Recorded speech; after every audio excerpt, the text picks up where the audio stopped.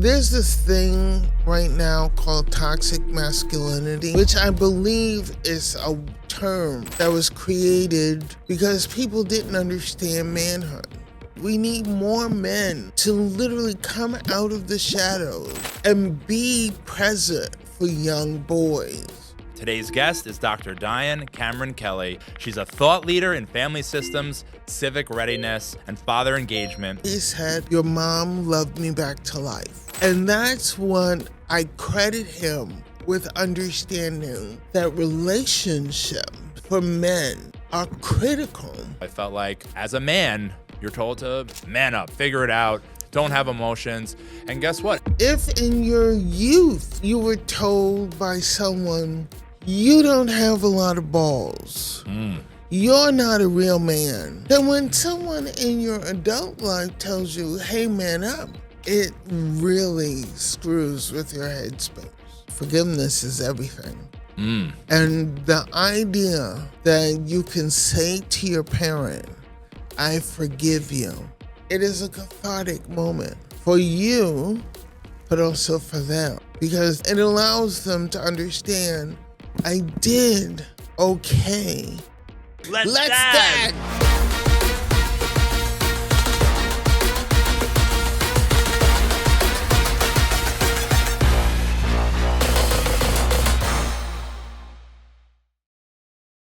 Welcome to the Dadera podcast, redefining what it means to be a dad, one story at a time. Today's guest is Dr. Diann Cameron Kelly, Associate Provost for Student Success and Professor of Social Work at Adelphi University. She's a thought leader in family systems, civic readiness, and father engagement, and someone whose perspective on modern fatherhood I found incredibly inspiring. And frankly, we've gotten to know each other, and I thought you would be the coolest guest to be our first ever live guest. No pressure, right? No pressure. So you challenge old narratives about what fathers do and highlights the power of presence, mentorship, and emotional intelligence. But first, tell me a little about young Diann. You know, from getting to know you, I got the blessing of learning about your father, your husband, some of your children, but bring me back. And I know, we're talking 25, 30 years. Bring me back to young Diann, Well, right? I was a curious kid.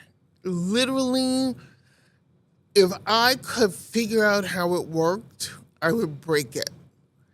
Usually, people would say to my mother and father, oh, you're bringing your kids to my house. My mother would say, yes, but I'll watch them. And literally... You? Yes. This was you? Wow. And we were very precocious. We get into everything. My Aunt Mina used to say that whenever we came over to her house, it was like a cyclone. That we literally were incorrigible. So you were a wild child? I wouldn't say I was wild. I was just curious. Literally, I remember the day I shocked myself with an electric outlet because I wanted to see how it worked. So I put a knife in the outlet. How old were you? I was about 8. Danielle and Gabby, if you're listening, no knives and outlets, please. And literally, the electricity came out of the outlet and blew me across the floor. And it burned my pajamas. What'd your dad say? Oh my gosh, he was like, I can't leave you alone for a moment. And he didn't spank me because I guess he was really scared. But I got spankings a lot. I really did. Because I was just a curious kid. So how did your upbringing, how did all that turn into the family systems and social systems? Where did that, so it sounds like if you're curious, you go for it. If you want to learn about something, go for it. How did that translate into where you're at now? Literally, my parents, primarily my dad, focused my brother and I on being achievers. Don't let moss grow under your feet. Keep it moving, keep it moving. Achieve, achieve, achieve. The grades we got, he would, if we came home with a B, he would basically say, all right, did you try your hardest? And you couldn't lie to him because he was former Special Forces. He basically know. He was in the military. Yeah, he would know. He was no joke. If you're lying. And he's like, are you eyeballing me? It's like, oh my goodness. And he was the type of person that really brought out the best in you. You really loved your dad. Yeah, he was a good guy. He really was. He had a lot of faults, but I think I said it in the last time we were together that he had a hard time in the military because of Vietnam and Korea. And my mom and him, they got together. And in his later years, when he was able to talk about his military career. Which is typically difficult. Yeah. Right. I said to him, how did you resolve it? And he said, your mom loved me back to life. Oh. And that's when I credit him with understanding that relationships for men are critical because it allows them to grow, not just independent of those relationships, but it allows them to grow with people on a journey so that they can see, hey, wait a minute, I'm not an imposter. I really know what I'm doing. And that's the critical piece of being an intentional, present father. Well, that's the mic drop. So I have, as you know, because you're the first live guest, oodles of respect for you. So like one of the things, and I know you're super smart, so one of the things I remember in my studies, you know, Machiavelli, the prince, right, is it better to be loved or feared? So, I mean, case in point, and thank you for the share about, you know, your personal story.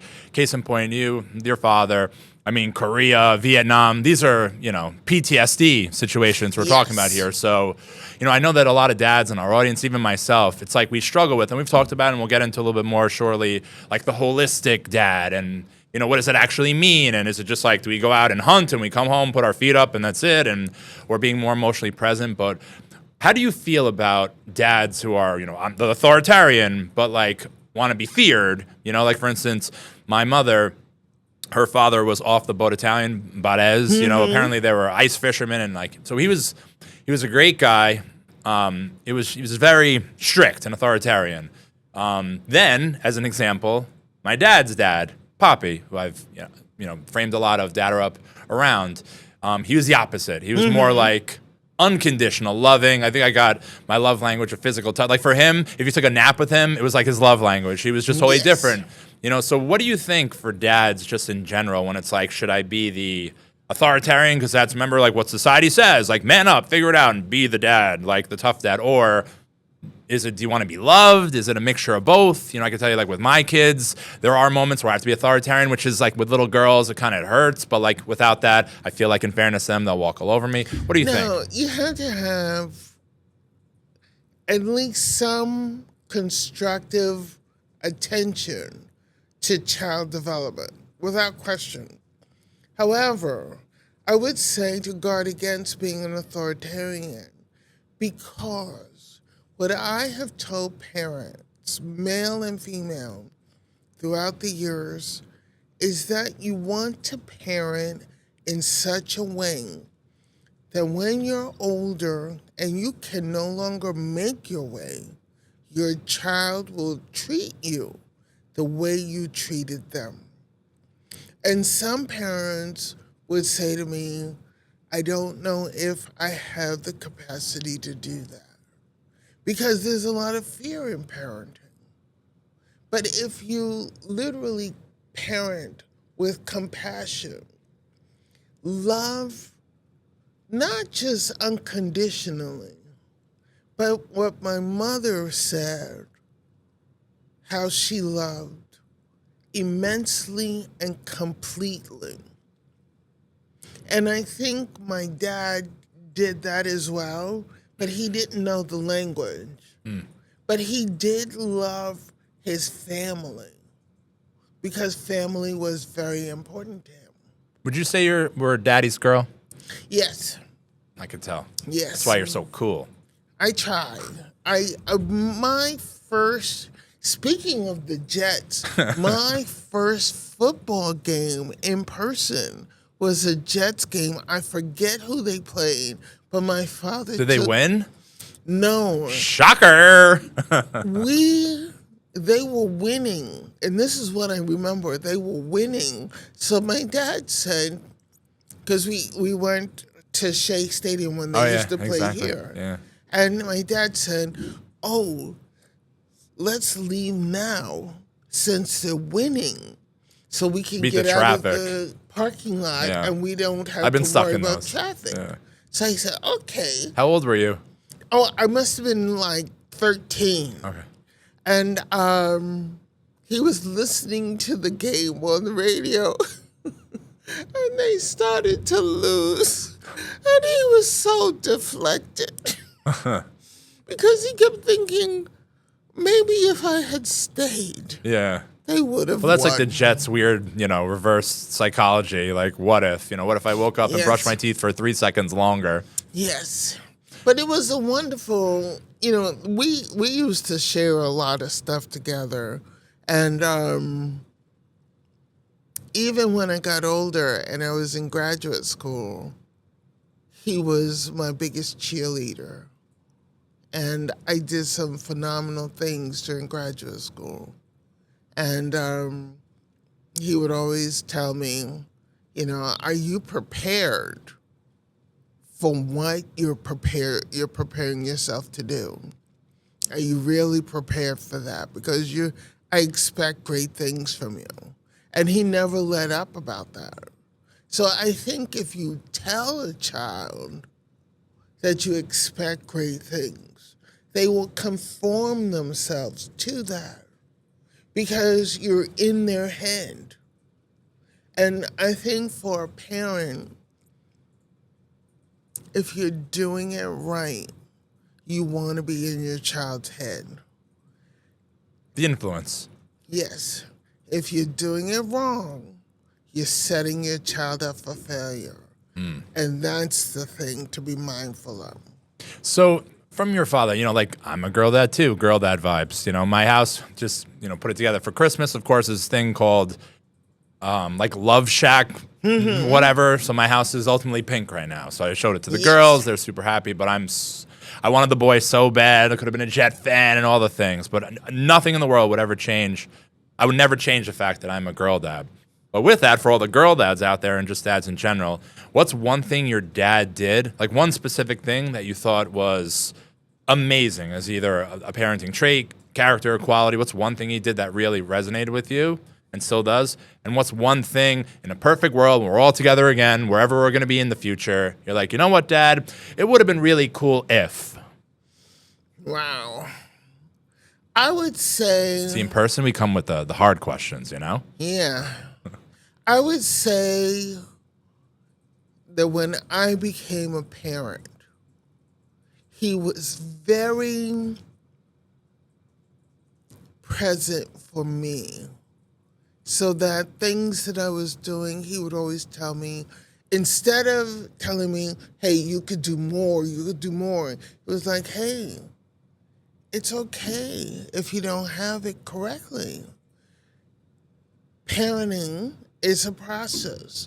And it was like he was basically giving me permission to be okay with showing up, maybe not getting it right, maybe getting it right, but it was okay. And I appreciated that because he loved his grandchildren. He was always there for them, but in a different way than he was a father. He never used to say to them, hey, you can achieve, you can do this, you can do that. It was more of a, hey, so how'd your day go? Yeah. How's school? Do you need any money? And that was his whole thing. It was like he understood his legacy was being passed forward. Now, one of the things I would say to him that I do regret, I used to be in drama club, and which worked out very well for me because, I know how to perform. But he never came to any of my shows. And Why do you think that is? I don't know. He came to my brother's football games and basketball games, but he never came to my shows. And I used to be pissed off about that. Yeah. But he would always say that he would have to work. And so I understood that. But my mom would always come and cheer me on. But that would be the one thing that if I had him back, I would say to him, hey, do you know you missed a lot? Because I was really good. Oh, yeah. I always say hey, when we're all in the pearly gates chilling, we'll do one of those VHS tapes and be you have to see that stuff. If I had the same thing for me and my kids, I feel like good. I'm there. I'm cool. I have kids speak. I love them. I don't miss things. I truly think, and this is I think different versus the day and age, you and your dad versus my daughters and me. It's the phone thing, and it's literally one of the most embarrassing moments was right here. You could ask my team. Right here, we were sitting a month ago. And, we do for social media and we do all our content. And my girls are super cool. My daughter was wearing, there's a hat around here. She looked so cute, my youngest. I never forget how she looked. And 'cause she has blue eyes like I do. And they were asking what would be a great day? For dad or what would be a great day? What would be so cool if you guys, and they kept saying, or my older one kept saying, Dad puts his phone away. He's not on his phone.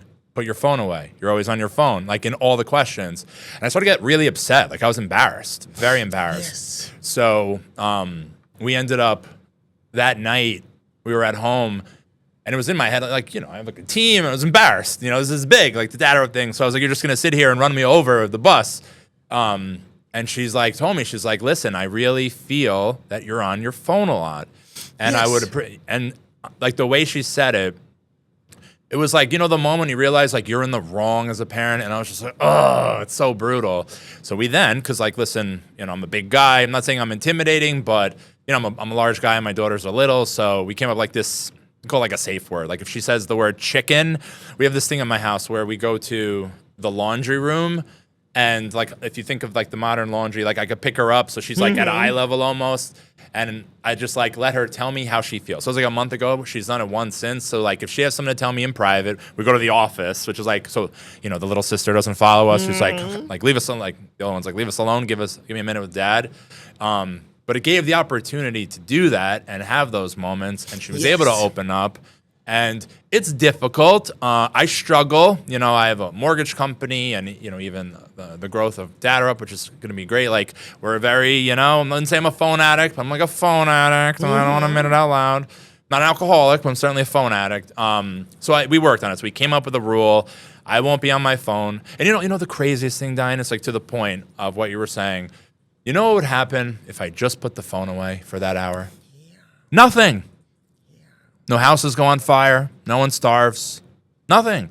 And it's just I don't know, with business entrepreneurs, just get business owners get this crazy feeling. But I can tell you comfortably, fast forward a handful of years, hopefully my daughter, they love me as much as what you just explained. That's probably what they would say. That's definitely something that I've struggled with. So I'm just trying to be proactive, at least not waiting until, too late. But I just know I'm not the perfect dad. I'm all about. But no one's the perfect parent. I mean, can you bat 1,000 being a dad? No. You really are on a journey with your child, and every child is an individual. I have a neighbor of mine, beautiful family. They have 5 kids. Each of those children are individuals with their own personality, their own quirks, their own drives.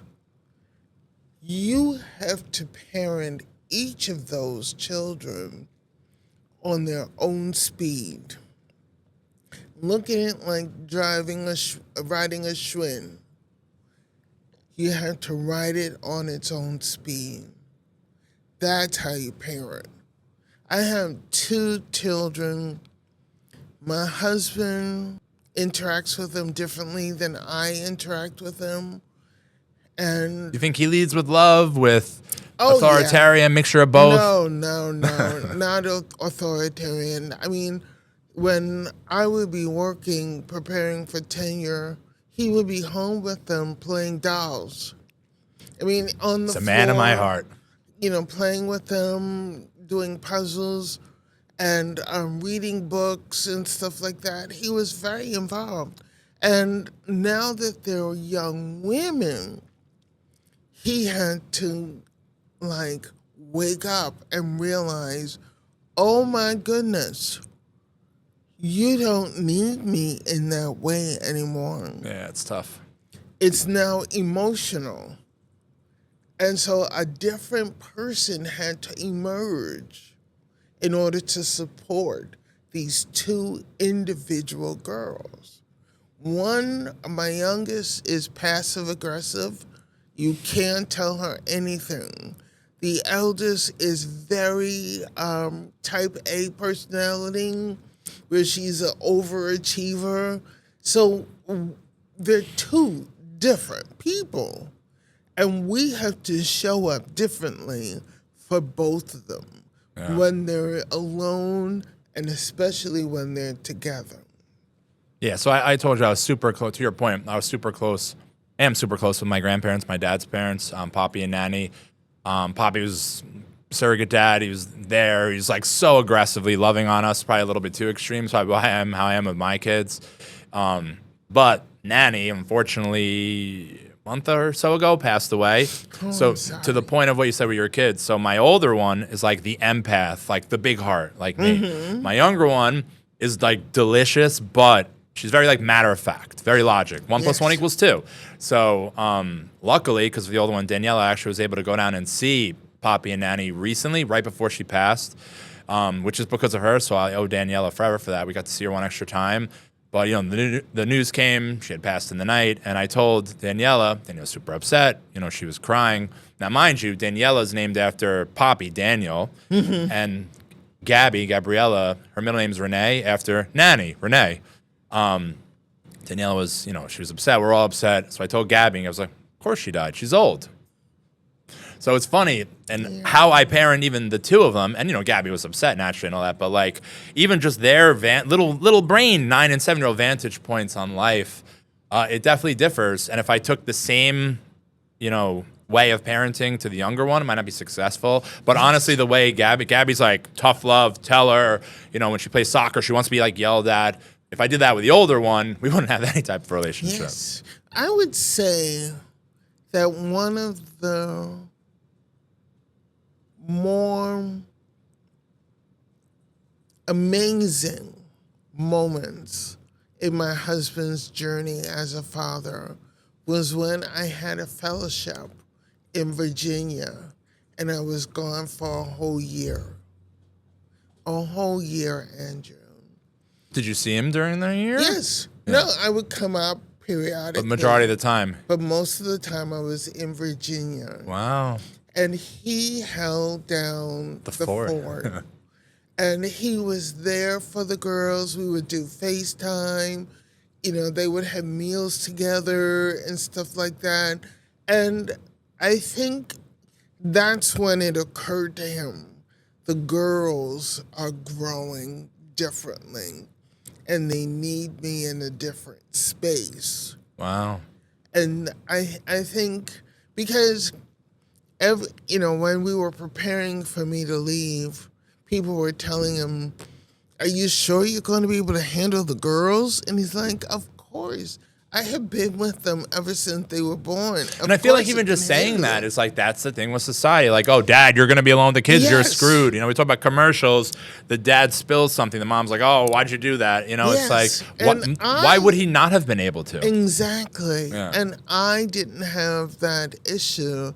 My whole issue was whether the girls would adjust without mom, not being there. Because we are a very close family. So that I had to weigh and measure. But we talked. We talked a lot.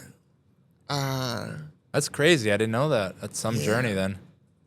So let me ask you. So you've written about how engaged fathers influence kids' academic and social readiness.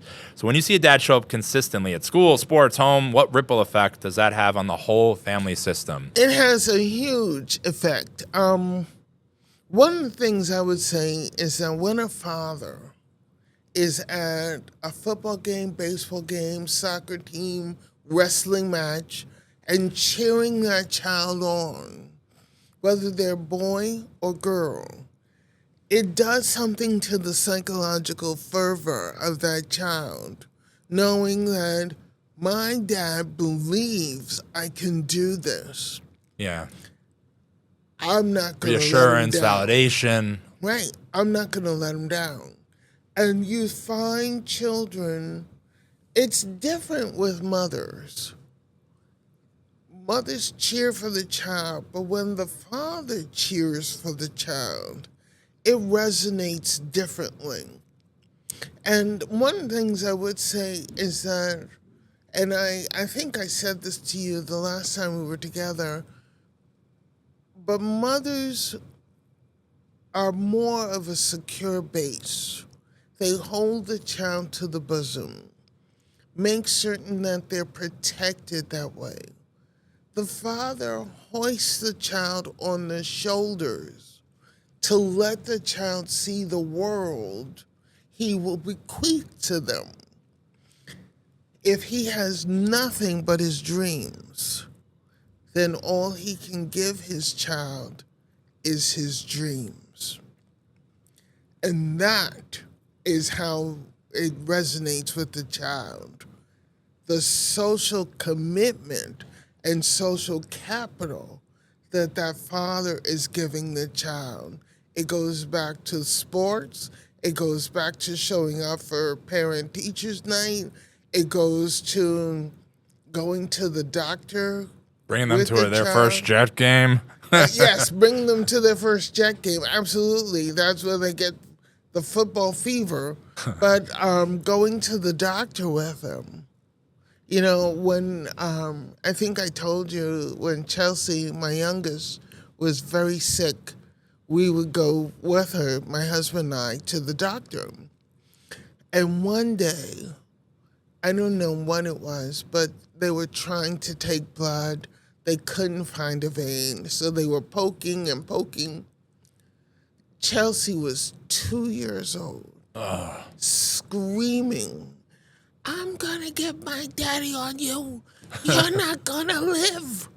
And I was like, this child has speech delays. All of a sudden, she's talking in full Like she's a high school. sense. Yeah.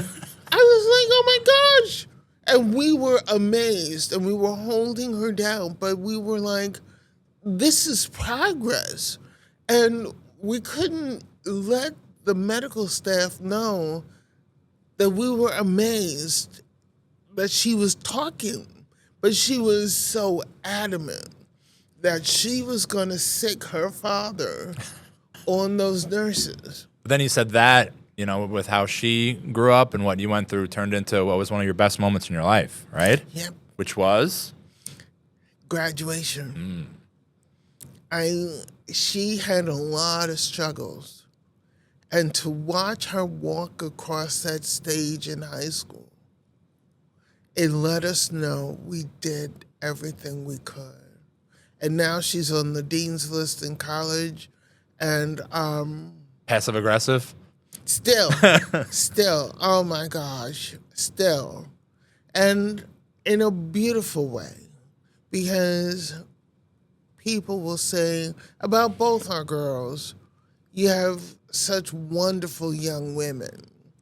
And they are respectful of their elders.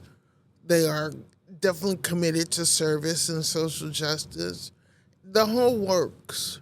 And I can't take all the credit for that. I know a part of that is my husband, without question. But then also the community of people who helped us raise them. My parents, his parents, aunts, godparents. We couldn't have done it without a community. Yeah, I mean, listen, you always drop dad or gold. I could talk to you forever. So it just reminds me of what you said about dad showing up. The importance of what we called our DDS, or daily dad or success, is basically every day there's something you do. Because I just feel like dads, they really don't realize that it's that one thing, that one, like you said, going to the soccer game, seeing that one goal, it just turns into a ripple effect, which is almost like, it's not even like a one-to-one. It could be exponential, the one thing that you miss, or it could be the car ride in the rain where something happens and now you have an inside joke, So it just reminds me of even the stories with your dad. It's presence, it's being intentional, it's communication, but just the point of, like, hey, Andrew, why would I join a community that has like a daily prompt? Like, how cheesy is that? I'll just go to ChatGPT and do it myself. It's not that. It's not even the daily. It's the one time that you wouldn't have, where you're like, you know what? Maybe I won't go to the soccer game or whatever. Just the one time that you do it. I've found that for me, the most random things turn into the best, like close moments with my kids, which then turn into like we have an inside joke, which is the best with my kids. It then turns into like another thing. So it's like you don't realize that one moment could catapult so many different things and improve your relationship. And that's why I believe in the daily dad or success, doing things daily. And even from your stories, it's good hearing from, people I would consider like the educated in the room, of how important that actually is. It's so funny that you should say that about the daily activities, because when my daughters were old enough to go to the different parties, my husband would be the person to drive them and their friends. And sometimes they went into the city, sometimes they went to the White Plains, or Poughkeepsie, because that's the universe that we lived in. And what was so funny is that he would say to them, I'm the black ninja. You may not see me, but I'm there. And one party they went to, it was a house party. The black ninja. I think it was in Chappaqua. There were 300 kids that came to this party. Police were called. My husband is on this one-lane road trying to get to Cheyenne and her friends. They're on the phone. Daddy, we're walking to you. He's on the phone. I can't turn the car around. There's traffic everywhere. I don't know how they found each other, but they did. And that's because he was intentional.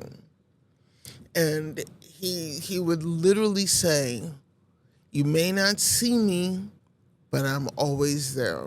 So I'm not going to leave you. Poppy said, wherever you're going to be, they call me little Drew, there's going to be 4 corners, and I'm going to be on one of them watching you. You won't know which one. Poppy, you literally always say that too. Yep. That's amazing. So let me ask you, so you're in higher ed, helping shape systems that support families.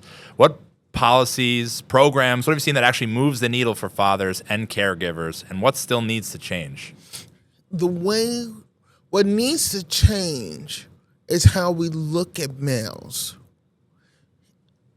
There's this thing right now called toxic masculinity, which I believe is a term that was created because people didn't understand manhood. Manhood is not a divestiture of womanhood.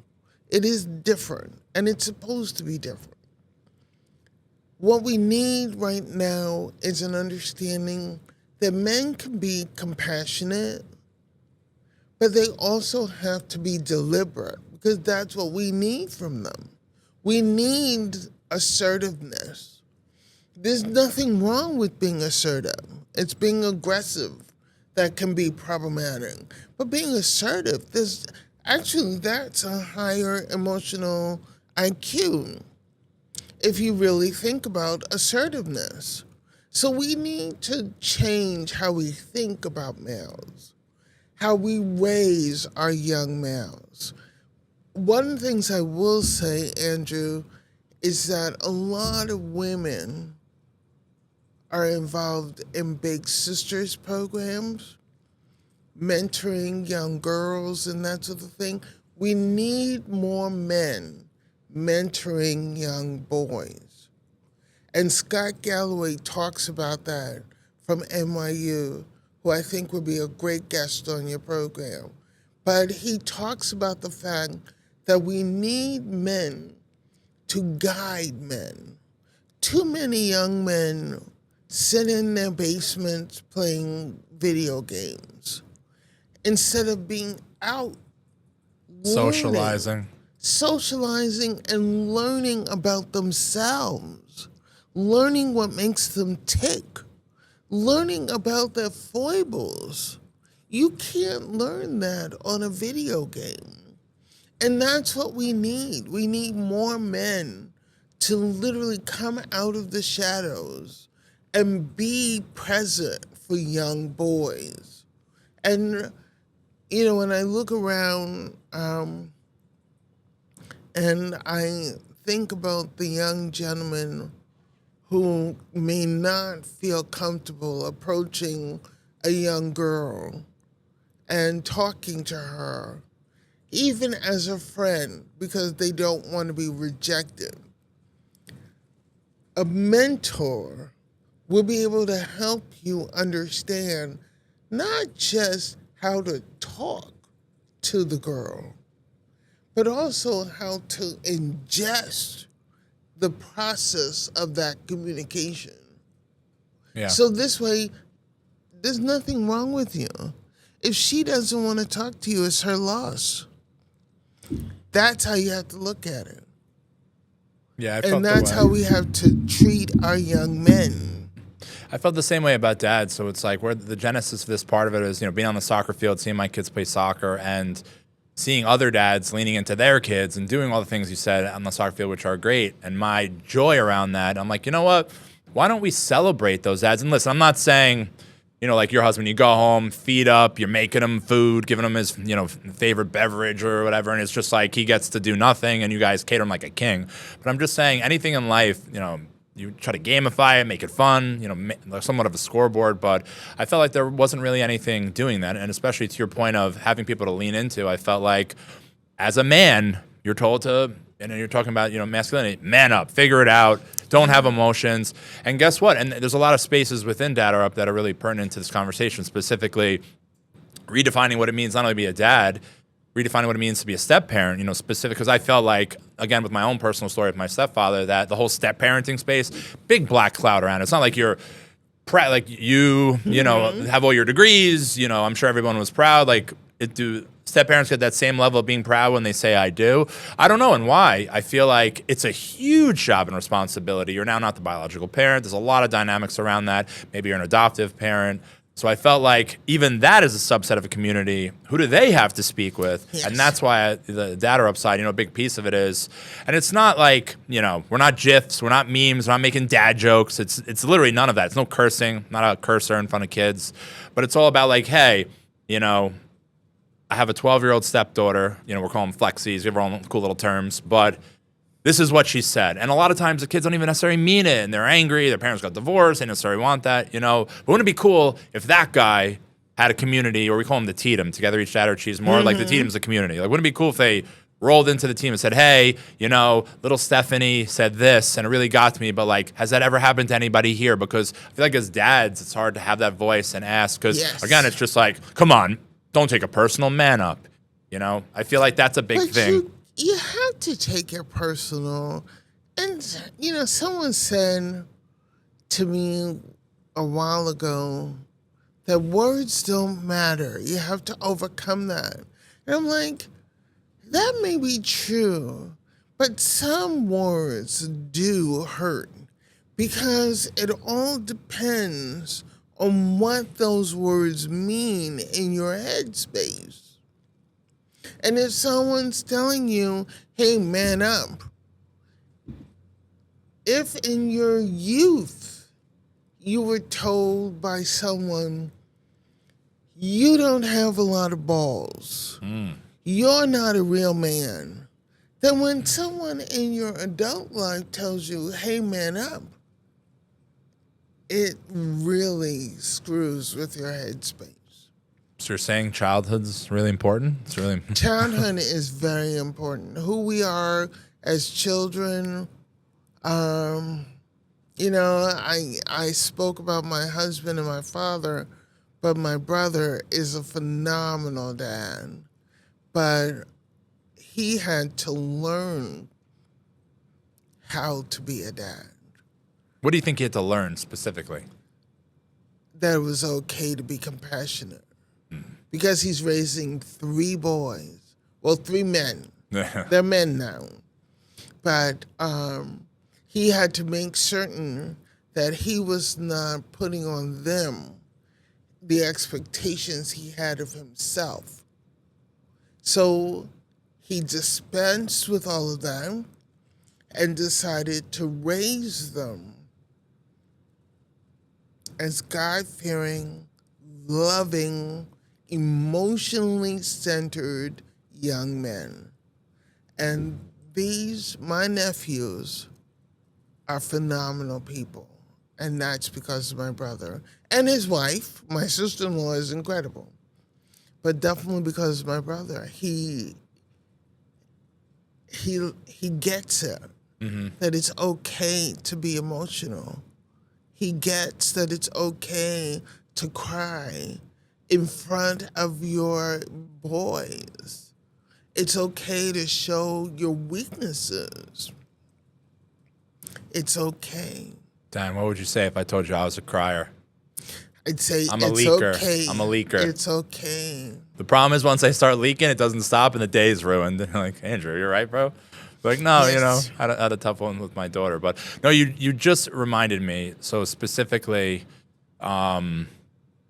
so dads, sometimes I feel like, I don't know if it's myself included, it's like you do the 180, right? You grow up in a certain environment. You're like, I'll never have my kids experience that. I need to change it. Or you grow up in a certain environment and maybe you don't realize how blessed you are in that environment. And then you change it by accident. You know, how many times have you seen dads, or why do you think it's so common that it's like, well, I grew up this way, all this stuff happened, now I'm going to do a 180? Is it almost like we're in this like generational perpetuity of like... No. I really believe you learn what's best for you as a parent. And this is like an answer for me, I feel like. Yes. I mean, if you went through your journey as a child being with authoritarian parents, you wake up one morning as a parent and you say, not on my watch. I can't do this to my children. I'm going to show them what being loved immensely and completely is. That's what I'm going to do. And it's a conscious moment. And there are some children that don't allow their parents to come around their children because they have so much baggage. And the child is growing up not realizing, oh, mommy, daddy, it's because of that baggage you have that you don't want me to see Mima and Papa. But they don't know that. So you're keeping them away from their grandparents, hoping that everything works itself out. When in fact, what you should be doing is talking with your parents and letting them know, if you want to be around my children, you have to behave this way. Now, it will take a lot of stomach work, gut work, to be able to approach your authoritarian parents in that way. It takes a lot of work. But you have to approach them because you don't want your children not to have those relationships and decide for themselves if they want to be a part of their grandparents' lives. Yeah, you remind me. I mean, yes, that sounded real easy to do. But even thinking about it myself, I think I just got anxiety with my parents. But which are not difficult at this point to speak with. But just reminds me if there's a strategy behind that, like nonviolent communication. If you're going to, if you are a dadder out there and you have kids, and maybe your mom or dad's a little bit, was a little bit difficult at times.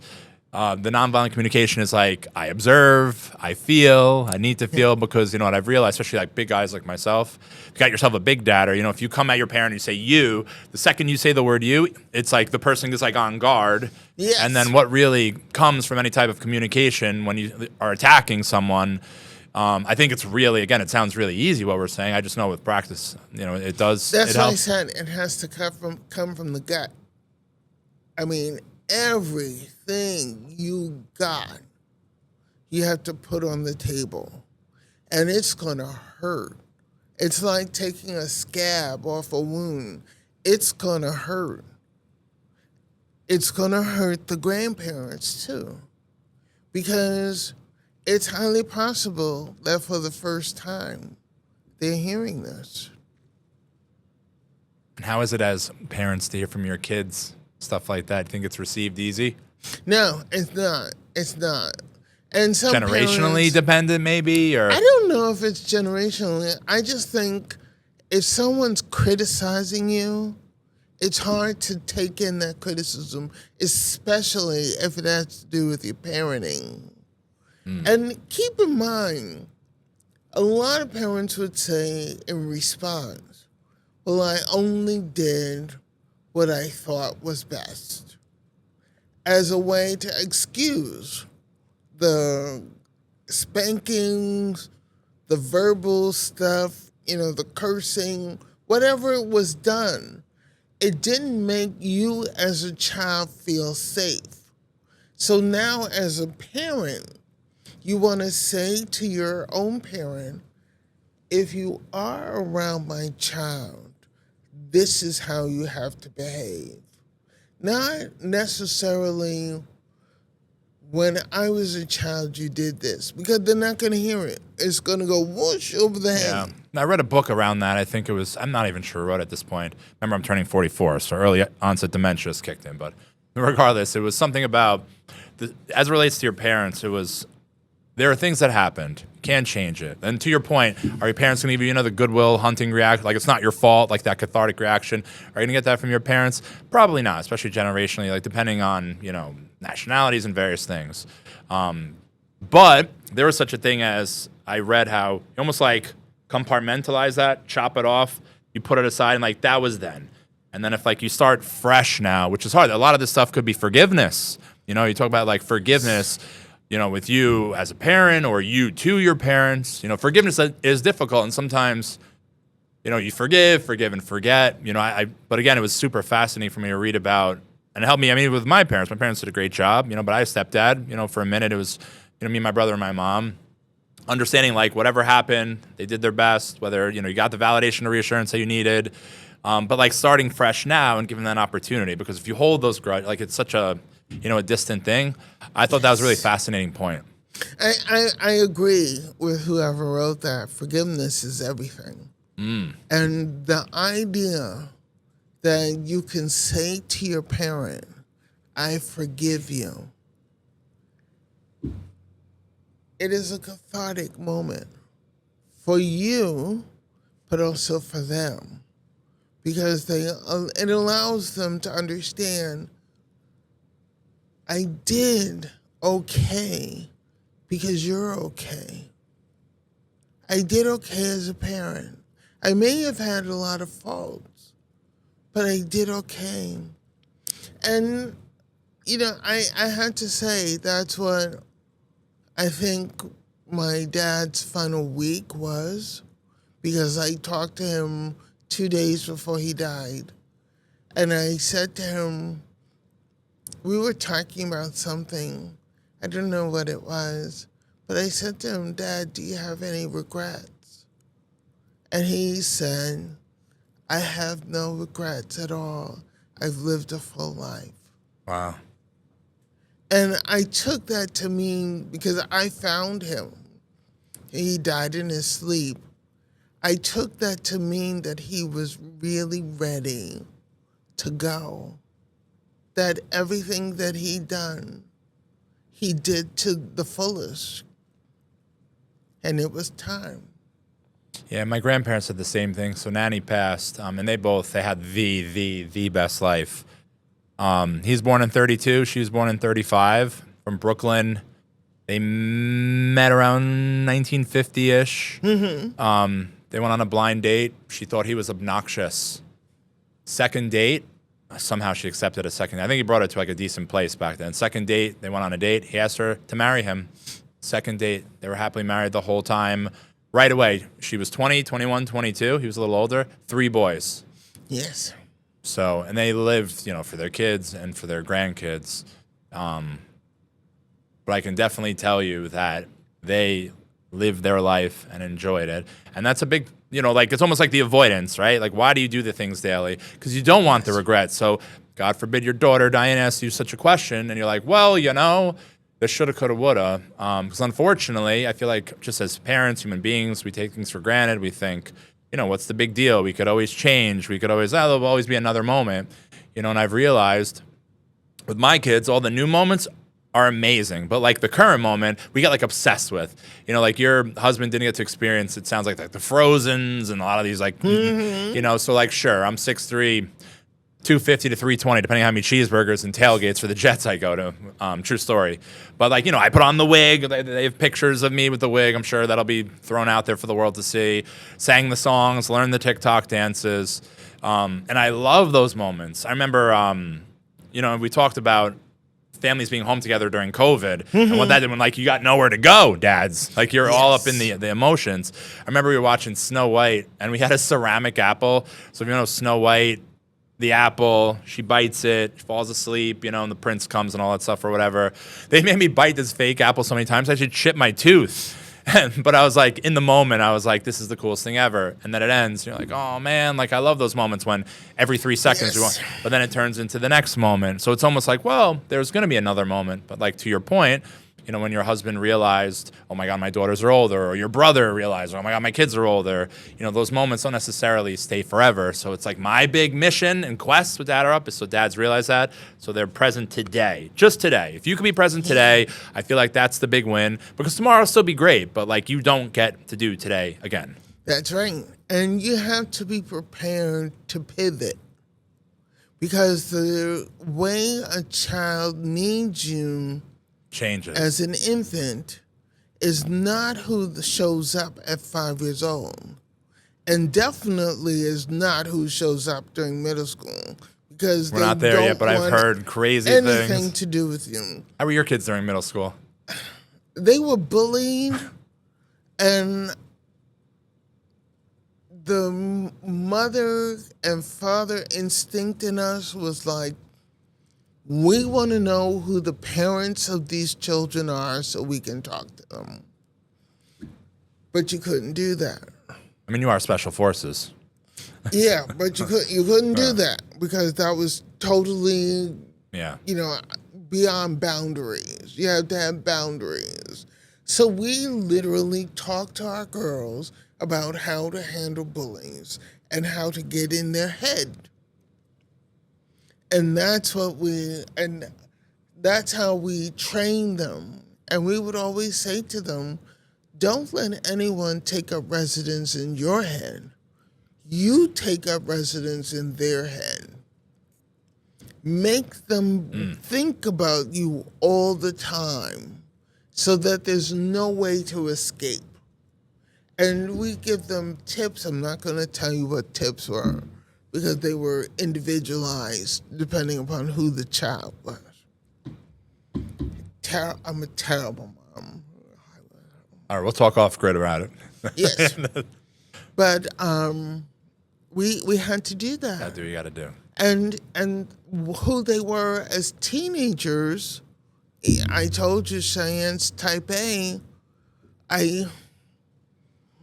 oh my goodness. She was so overwhelmed with achievement. And we literally had to give her daily hugs, it's okay. You know, this AP course is an AP course. It really isn't the end all be all. But I have to pass the exam. You will pass the exam. You studied. Let it go. And she would adjust, but you have to pivot. Because again, who they are as young children is not who shows up when they're teenagers. You as an individual, my husband, had to be very, not just intentional, but practical about the emotionality of Like his that, practical. girls. Because if he spoke to them in a very punitive manner, they would internalize that as, this is how a man should speak to me. And he had to think differently about how he would speak to his children. So not that he had to be kind and doughy all the time. No. You still had to be intentional. But you had to think about who was sitting in front of you. And know, hey, wait a minute. You need me to be present in a different way. What do you need me to tell you? And that is what is important for fathers. So I'm going to work on my practical. And practical is a good takeaway here. I do know they're in 2nd, 4th grade, so I'm cautiously optimistic for the future. But I've heard things about middle school and high school. But for now, you know, what do you consider? 7 and 9, it's always like infants, toddlers, preteens. I don't even know what are the demographics of kids anymore. Like, to me, when they turn 7, they might as well be teenagers. When they're 7 to 9, they're still in primary school. When they're 12, 13, they should be in 6th grade. Or no, 8th grade. And usually that's a fork in the road because anything can happen. One of the things I used to say, teachers have such an imprint on the lives of our children, for better and for worse. If you have a great teacher, your child is going to just soak up all the learning. They'll come home to you, you'll do homework with them. They may say, but this is not how Miss Winnicky does it. And you're like, but this is how we learned it when I was a kid. But I can't do it your way because this is not how we do it in school. And literally, you're learning how to do homework with your child. Chelsea was passive aggressive. Literally, my husband would say to her, Chelsea, this is not how you do long division, but this is how my teacher does it. We do it with the bubbles. We could not understand the bubbles. Yeah, some of the new things they show me with math. And I'm a smart guy. I was just like, I'm not sure how you guys figure this out. Yeah, I just... 1 + 1 = 2. Like 1 - 2, 8, 3, 9, and then equals 1. And I'm like, how did you figure that out? The drawing in the bubbles was unbelievable. But we knew that they had great teachers. And if the teachers were willing to do the hard work, we would do the supportive work. It's like any influence, right? Any bad influence in your kid's life could have, a certain effect on them. And that's even why more so being present, intentional, and communicative with your kids. You take your finger off the pulse. What's going on with your kids at the integral years? It lends itself more often than not to being a potential bad situation. That's why we need more males as educators. Because one of the things that I found out through my research is that Black and Latino boys withdraw from the educational system by 3rd grade.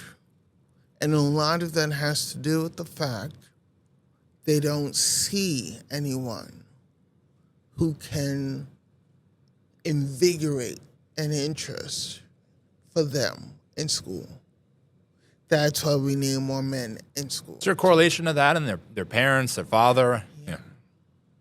When I was doing a research project early in my academic career, we were looking at PTAs and parent involvement in PTAs. A lot of the parent involvement were the mothers. But in one school district in Queens, and I won't say which district it was, they were having a hard time getting parents to come out to PTA. So we did a qualitative study, and what we found was that 30% of the students were in foster care. So their foster parents weren't going to come out to a PTA. That was incredible. Wow. And so we had to literally inform the PTA of how to look at parenting differently, to engage the foster parents, so that foster parents are an ally to the education of that child. Yeah, and there's all the black cloud over a foster, right? It's just because of the movies and the media, and it's like, the foster child always inevitably in the movies has to be the bad kid. Yes. And it's not fair to the kid. It's not fair to, them and the cloud that might be over them. But no, it's a great point that I actually never even thought of is on the foster side specifically. How do we celebrate them?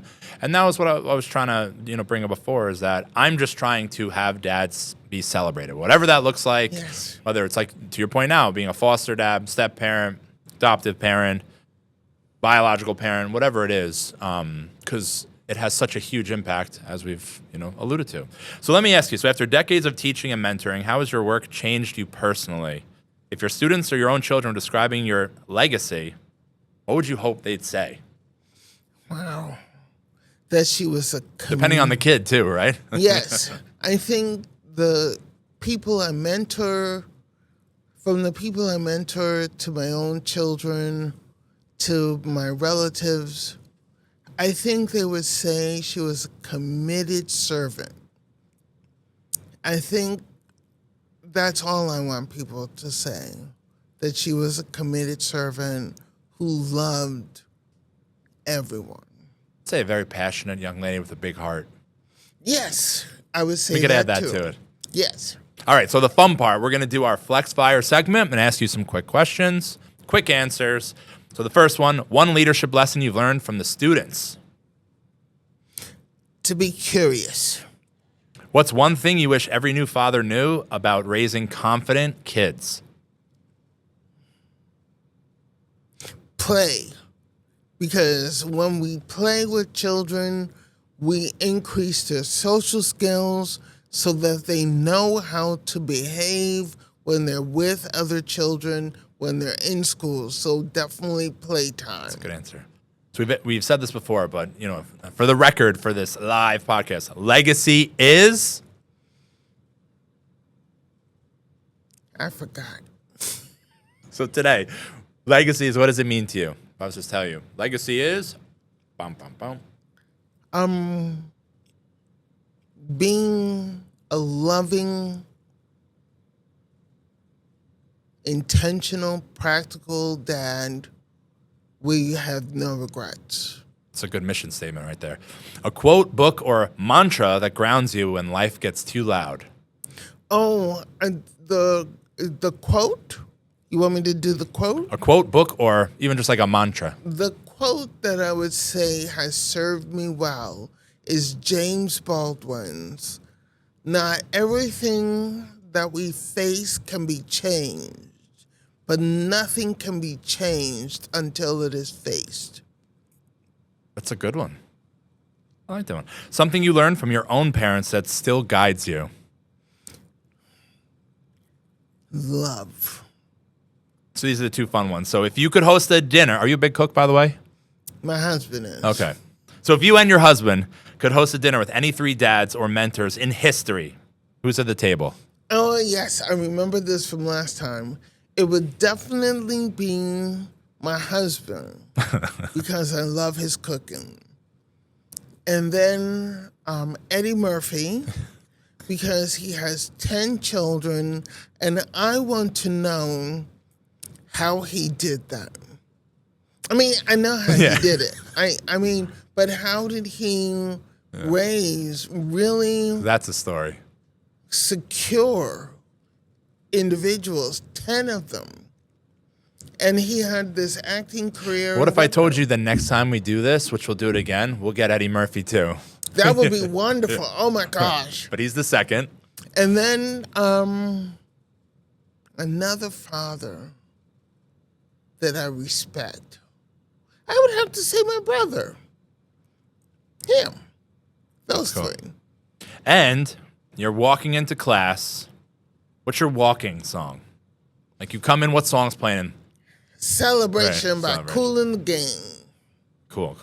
All right. So listen, Diann, thank you so much for coming. I know we put you on the spot. It's our first ever in-person podcast, but I couldn't have any more respect for you. I think you're the greatest young lady. So thank you so much for coming in. Your insight, your empathy, your honesty. It reminds us that fatherhood is a shared responsibility and that showing up is the most powerful lesson that we can teach. So as you know, we close every episode with the Daring Creed. It's a reminder of why we show up. And then I'm going to let you take us out this time. All right? All right. So here we go. I'm a dadder. I don't chase perfect. I chase presence.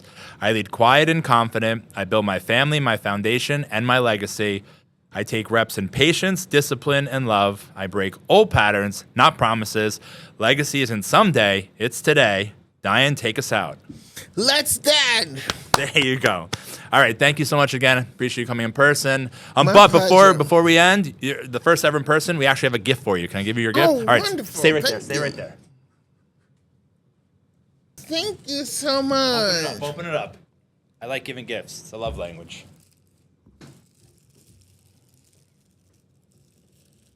You were the first person in this world to get this.